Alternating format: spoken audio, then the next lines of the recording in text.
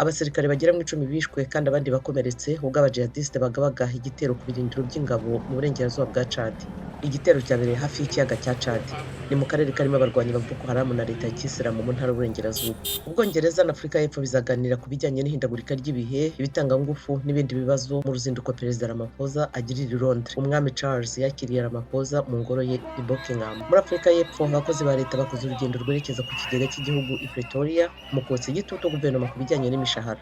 Guverinoma ishaka kuyizamuraho 3% urugaga rw'abakozi rukavuga ko adahagije. Mu gice cya Mozambique kibasiwe na serwakira, HCR irimo gufasha abaturage kubaka amazu ashobora guhangana n'ibihe bibi. Serwakira Aida yo kugusha igihugu muri 2019. Tugarutse kuri Afurika y'Epfo, bwa mbere kuri uyu wa mbere yatsindiye igihembo cyo hejuru muri porogaramu z'abana i New York mu kizwi nka International Emmy Awards.